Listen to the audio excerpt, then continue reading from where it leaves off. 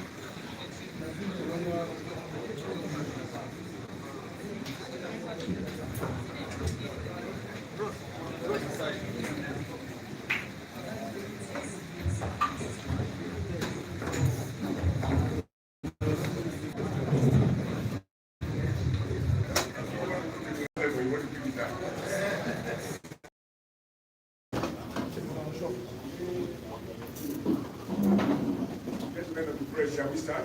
Yes. Let me welcome you to the headquarters of the All Progressive Congress. We convene this press conference essentially to thank Nigerians, but also to respond to some of the statements made by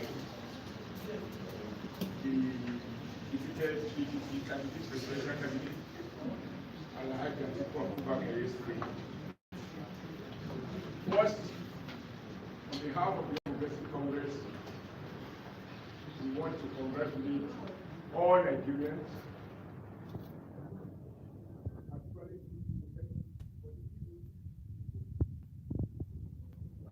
for defending democracy and belief last Saturday. We are proud as a people. Now I am not talking as a party chairman, I am talking as a proud Nigerian. That for all those who thought that Saturday was going to be the beginning of war, like I had argued, and I believe many people on my party platform had argued, election is not another word for war. Nigerians are voting and everything in despite the fact that there were some elements who is part of the effort of the security agencies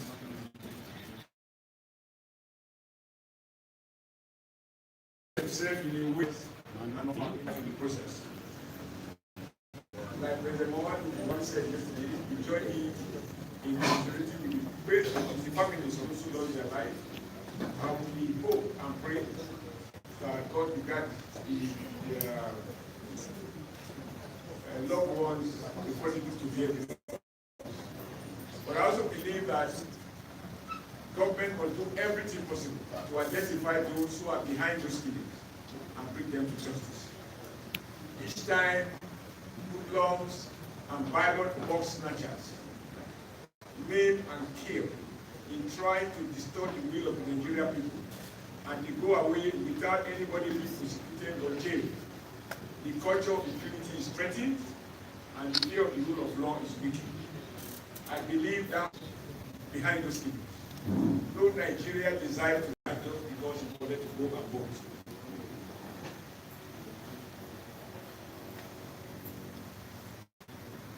I have already done that before, but we want to reaffirm it that we of the All Progressive Congress will congratulate our candidate, President Muhammadu Buhari, for the renewed mandate.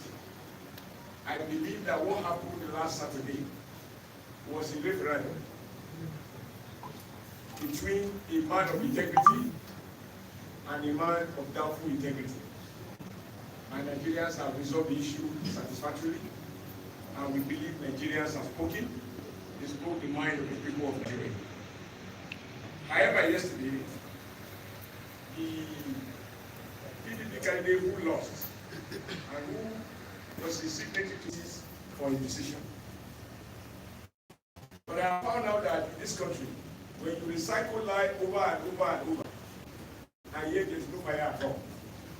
Now I want to speak to some facts you know them, and I challenge you as members of the media to project from your own records as a way of enabling yourselves to debunk effortlessly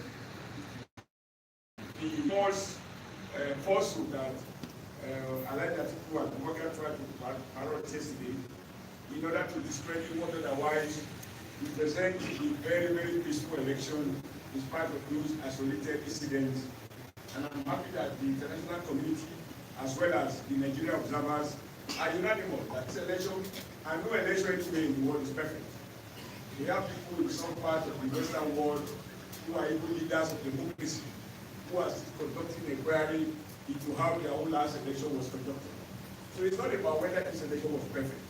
It is whether it is unfair, and whether indeed it represents the will of the Nigerian people.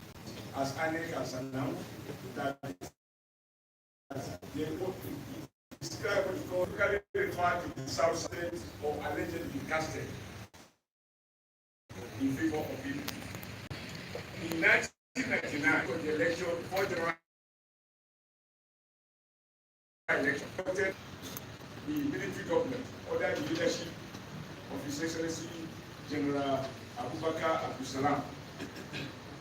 President Obasanjo won that election with 18.7 million votes. Remember, this election was conducted under the watch of the military government.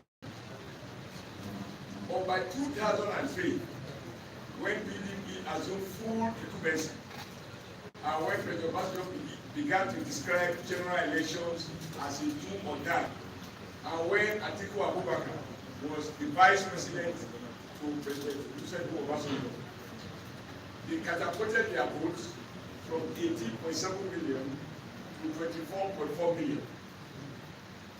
This cannot be explained whether by reasons of population growth. If we recall the feelings of Nigerians and Nigerian newspapers. In 2007, incidentally, that was an election in which I also participated at the level of state corporation in the state. You all recall the massive victory of that election.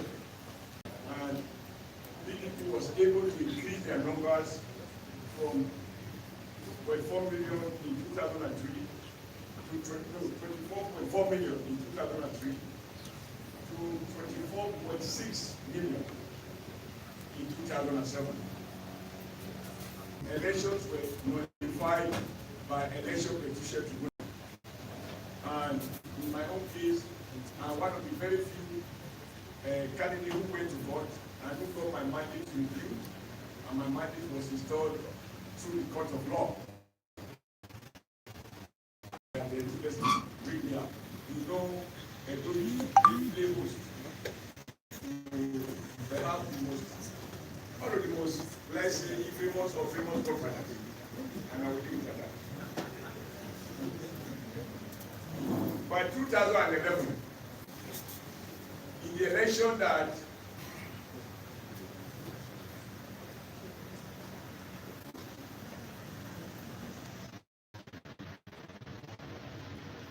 PDP scored 22.5 million votes. But by 2015, when the candidate was introduced, because between 1999 and 2015, INEC relied on manual voting and manual accreditation. Those were the days in which PDP philosophy was bring them out and let them go to court. But with the introduction of card readers, which most parts of the country were obliged to use, PDP for two dropped to 12. Yes, PDP votes dropped to 12.8 million. And of course, we record that even at that, they were different from Delta State. They were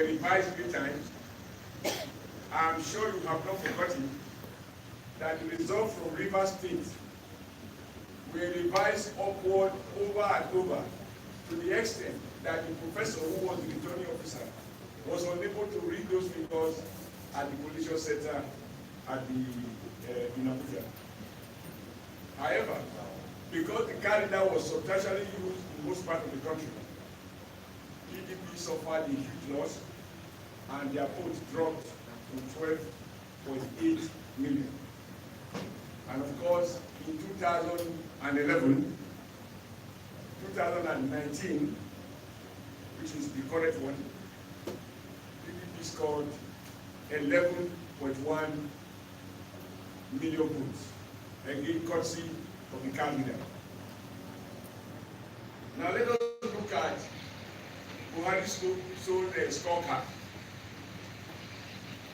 President Muhammadu Buhari, as the candidate of the CPC, a state that only had one state government, and that was Nasarawa State. Buhari scored in 2011 12.2 million votes. And with the alliance formed by APC, CPC, alliance by ACN, CPC, ANPP, and a part of ABGA, and later reinforced by what was then referred people to write results as a deep fit. Now, in 2019, President Muhammadu Buhari got fewer votes than he got in 2015. And from INEC figures, we secured 50.2 million votes. So when Atiku talks about statistical impossibilities,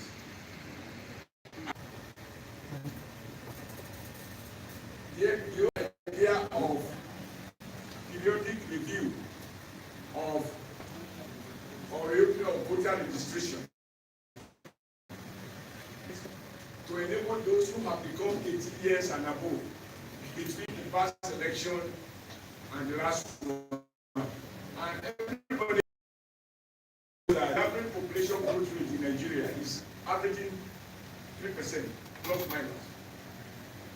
If that is the average population growth rate, how do we explain that under the renewed registration exercise conducted by INEC, it is revealing how and that whereas the average population growth rate is 3%, in the South, the newly registered voters, we are 25, average 25% in the South. It averaged about 36%. It averaged about 26%. I noticed it averaged about 28 or 29%. We all know that the whole essence of renewing voter registration is to enable younger people who have become 18 to register. So are we suggesting that Nigerian population has increased by as much as 25%, or in the case of some at 36%? Obviously, there were calculated for people to do multiple registration and to have the advantage of so many, which is BBC cards that are not the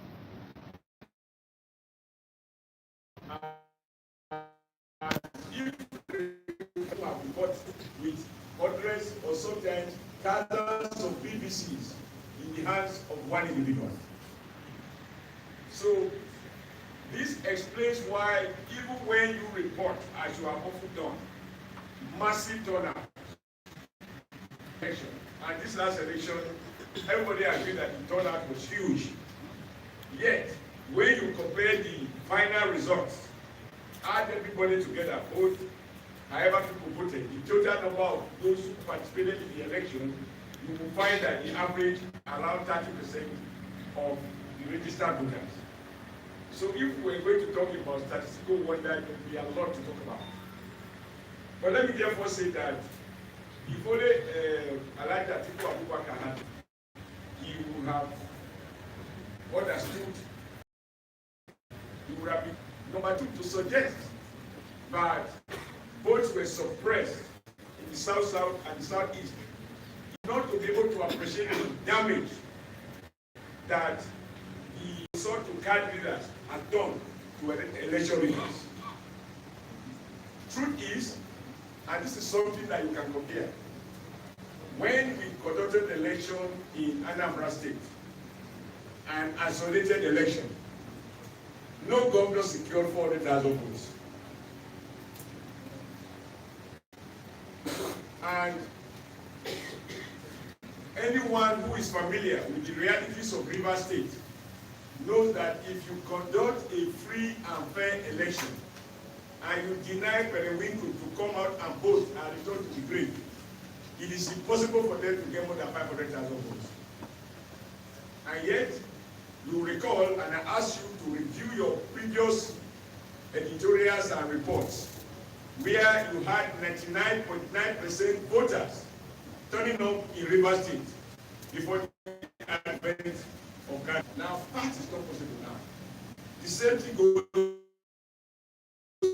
for Delta State, where when they finish counting the votes in Delta North and Delta Central, by the time you go to the Riverine area, they throw out the actual voting pattern.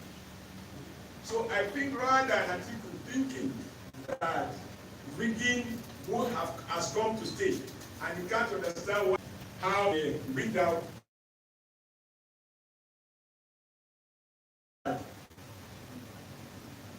in this PDP that is complaining about the outcome in Akwa Ibom. How do you explain as winners? That is how Senator Akpabio was rigged out in Akwa Ibom State. The last point, I believe, 2 points that I want commenting on, is that I want to remind you when the Peace Committee, under the leadership of General Abdulsalam Abubakar, invited political parties to commit themselves to peace and to accepting the outcome of the result, you will recall that PDP and their candidate Atiku Abubakar were conspicuously absent at the first meeting. Of course, following public outcry and suspicion and under pressure from their friends, they reluctantly went in and signed append their signature to the peace accord at the office of General Abubakar, rather than where it was meant to take place. So from day one, Atiku made up his mind that unless he wins, the election is not free and fair. It is only free and fair if he is returned as a candidate. Now we ask the question, what is the value of the peace accord? It took us a lot of time. We were supposed to have gone out that day for campaign, but because of our commitment to peace and indeed to reassure Nigerians and to give people the comfort that they need, that we are not about to go to war. We are about to celebrate democracy. There is no need for anybody to be afraid. We participated fully in those peace efforts. And I'm glad that the elections have been largely peaceful.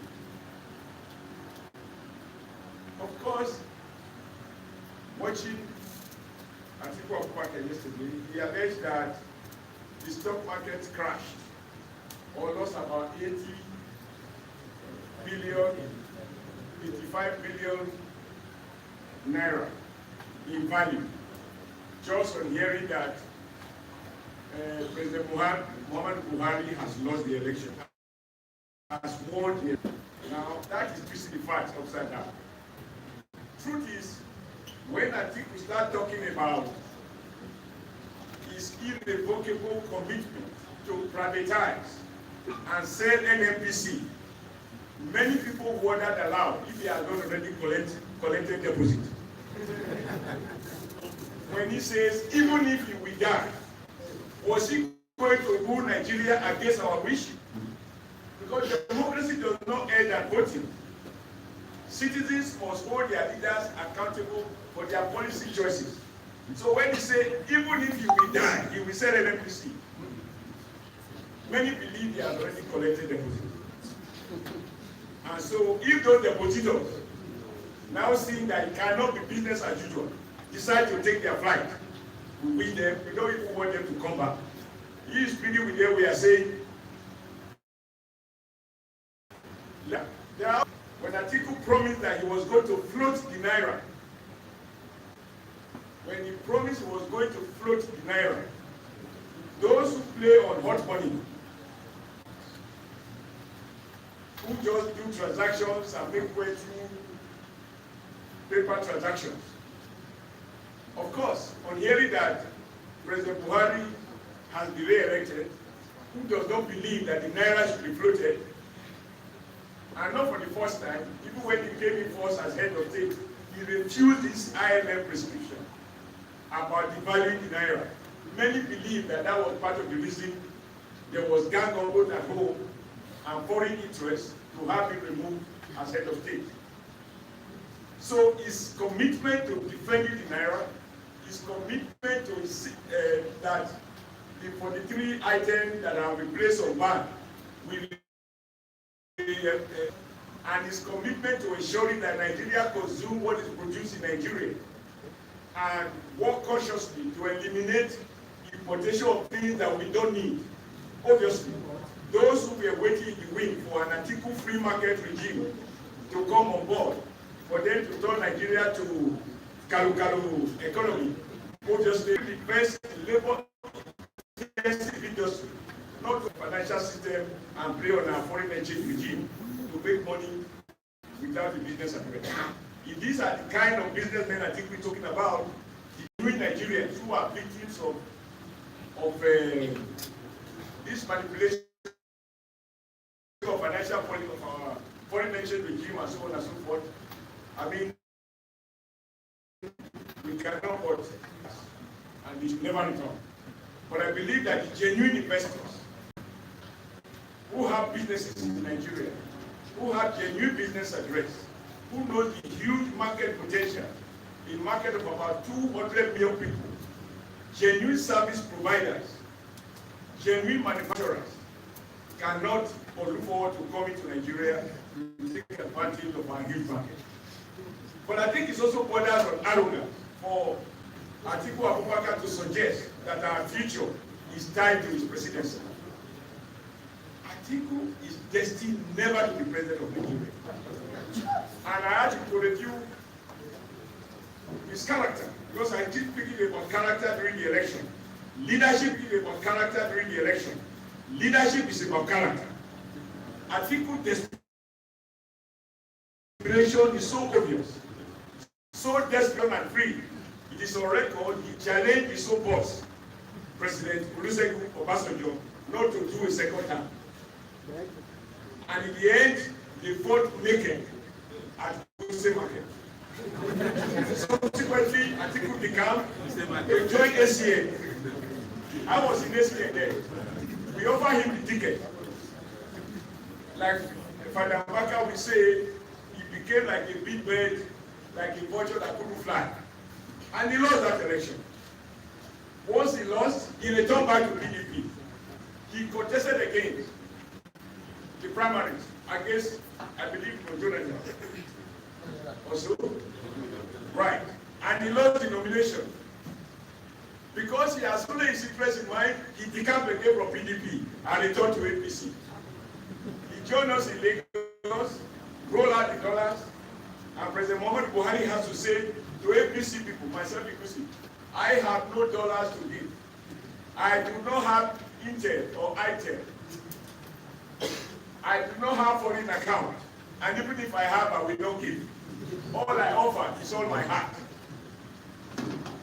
The APC guys who resist Atiku dollars collected those dollars and voted for Buhari as our candidate. Once he lost the nomination and he did his calculation and realized that it's highly improbable that he will be able to defeat President Muhammad Buhari in our primaries, he engaged two flights and went back to PDP. Can you recount how many times he has come, decamp, recount, decamp? Now, such a political rolling stone, does he think that Nigeria is insane as to think that a man who is not stable, who has no conviction about himself, and who has confessed that he is going through this race, according to him, to enrich his friend, that would be a possible candidate to be elected at a time like this? And for all of you who are journalists, who monitor what happened in Port Harcourt, how Atiku Abubakar got the nomination of PDP and created an offset for the traditional PDP people who had remained in PDP, come rain, come sun, come shine. You know how Atiku upsetted them by dollarizing the entire Port Harcourt community. I hear from those who have just returned from Port Harcourt that the dollars are still smelling there. So what is it that makes him have that sense of entitlement? A sense of entitlement that he must be president of Nigeria. Finally, I ask Nigerians to recognize that I had asked this question even when we were signing the peace. We deny anyone the right to dispute the outcome of an election, however free and fair. But like myself, when I would believe I was cheated out, I went to court. And I mobilized my evidence. I had the benefit of very resourceful lawyers and political judges, and my mandate was restored. I did not resort to violence. Even though anybody who knows me knows that all my life has been a life of struggle. I did not call out workers of strike to defend my mandate. All I did was to submit to the laws of Nigeria, which says if you doubt the outcome of an election or you are caused to dispute the outcome of an election, the only lawful way to do is to go to court. So we are looking forward to meet Alhaji Atiku Abubakar in court, and the fact will be there. But if I'm also near him, we might also choose to also cross up, not cross appeal now, to cross petition, because there were many areas. Because in Adamawa State, he had already lost the election before he did some stipulated margin that gave him that narrow victory in Adamawa State and in many other parts of in many other parts of the country. The last one that I think is interesting is that Atiku raised the issue. He asked rhetorically, how is it possible that in Borno, or in the Northeast, given the level, the issue of insecurity and Boko Haram, how can we explain the turnout? Simple. During the 2015 election,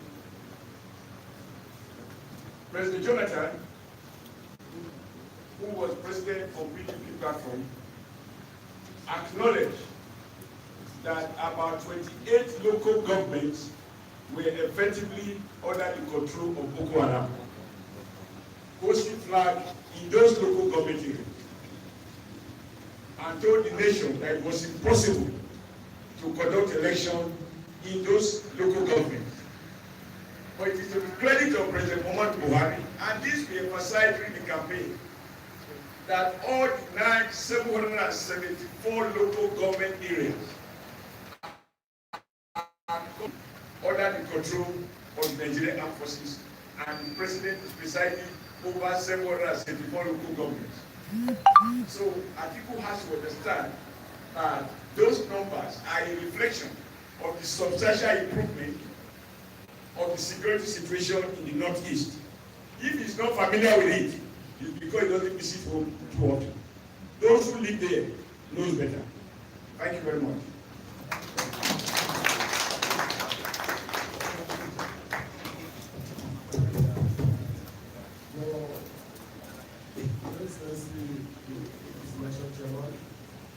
Members of the National Working Committee. President. I suppose because I've done a lot of congratulations from the Nigerian politicians. It's not the case of the media to congratulate me, but to congratulate processes of the school. Not from the media, please. I'm open to the questions from this. What you said, what you shared outside.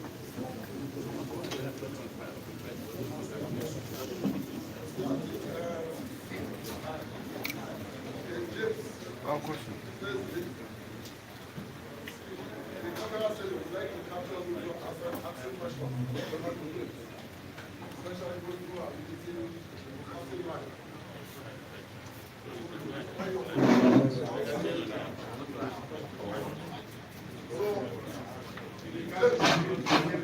Okay, James, I will take your question. Okay, James, first.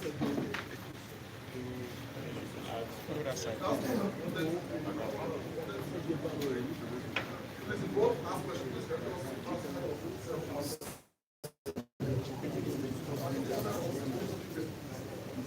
Go now.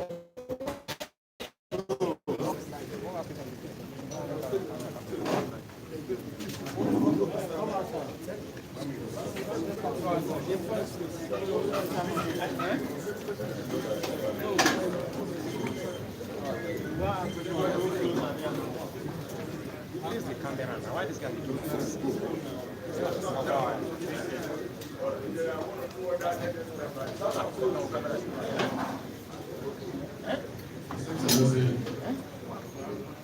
I have this question.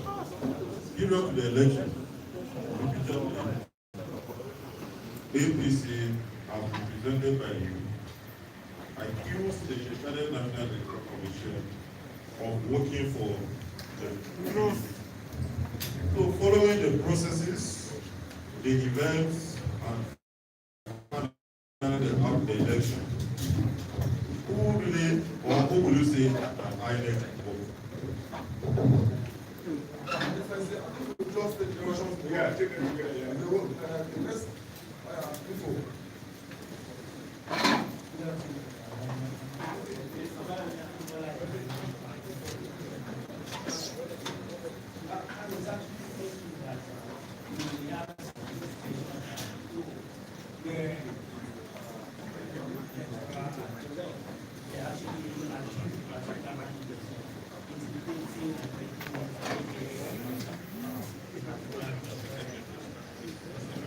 All right.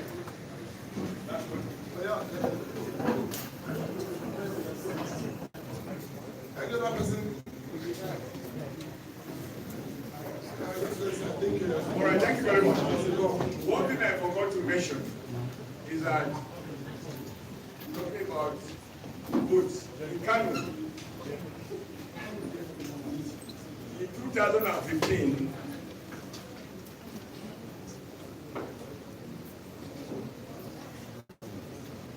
In 2015, President Muhammadu Buhari scored 1.9 million votes in Kano. In 2019, it dropped to 1.4. I would have liked to hear what I think about that. As for your question about who I think INEC, whether INEC helped PDP or APC, I don't think that is neither here or there. my remark, I did mention how INEC in Cross River State went out of his way not only to feed government officials as ad hoc staff, but council of one of our senatorial candidates in Akwa Ibom State and to deny him victory. I also mentioned that if Atiku decides to go to court, they will also reserve the right of an electoral officer that was declared to my local government, knowing that that is my local question, that is my strongest goal. What did they do? They add the figures, they keep painting them, repeating them, to a point that the result sheet became so mutilated. He then went on to say that because of the alteration, which was done by them, that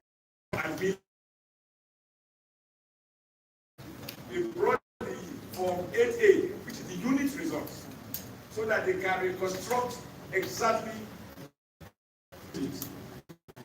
INEC decline. So we lost about 5,000 votes in my local government. If you add those votes to what finally came out in the do, you'll probably find out we would defeated people. So when we say that, I mean, I said so yesterday, and I don't know if some of you were here, when we talk about substantial improvement, it is not for nothing that I refuse to use the word perfect election. But if you are questioning whether overall everything taken into account, whether the outcome reflects the will of the Nigerian people, in spite of INEC or any state, in Akwa Ibom State, in River State, Abia State, several states across the country, where the ranks were seen to be completely bad. And we but you know, when you have vigilant agents, I mean, I only became governor in spite of the then INEC. So we are not necessarily at the mercy of a biased INEC. So nothing I have said here that we suggest that those reservations we have about some of those friends who were working clearly for PDP. But it's just that in spite of that, we have won. Just like 2015, in spite of the mutilation of the election result from Rivers, which the professor could not even read, because each time they hear the numbers from the northwest, they ask data to increase, they ask Rivers to increase, and they increase the number more than 4 times. In the end, they could no longer read the result sheet. But in spite of that, Buhari won. So victory is not necessarily at the mercy of a biased institution. And that is why what matters in this election, from what I've come to see, is that those who want to contest election must make sure that they have vigilant, intelligent, and resourceful agents to protect and to monitor the conduct of a lot of the officials. Now, as for, I believe general open statement seriously, I think I have getting that. It's a report which I have not in a position to verify, but I did say that this government has a duty to investigate every report, every act of violence, manipulation, or of ballot snatching. As far as I know, kidnapping is an offense in law. So if indeed anybody was kidnapped, I believe it is up to that officer having now regained freedom to take full advantage of his freedom to now lodge proper report. And like I said earlier, every such report should be investigated, and those reports should be brought to justice. Until we begin to see people in jail for trying to manipulate the will of the Nigerian people by interfering with free and fair election, we will keep on lamenting these incidents of abuse, of violence, snatching, etc. It was in this hall that Mr. President said he has ordered the armed forces to make sure that nobody is allowed to snatch ballot box or perpetrate acts of violence and get away with it. Of course, the chief maker choose to twist the statement, but that was the extent of Mr. President's commitment to ensuring that the elections are not only peaceful, that they are free of violence, and that they are fair and therefore credible. Of course, again, who opposed that statement? Who was defending Toby? It was Atiku. And I watched his statement credited to Secondus, who said that the order that they should deal with those ballot box snatchers and those who are likely to be involved in or who are involved in election violence, that it was an attack on all Nigerians. Those of you in this hall, have you ever snatched ballot boxes? How could that be a threat to you? But because when you trace where Secondus come from, you will understand why he believed that any attack against violence, perpetrators of violence that are about to attack on the electorate, and by his own name is Secondus. He has come second. What is his problem?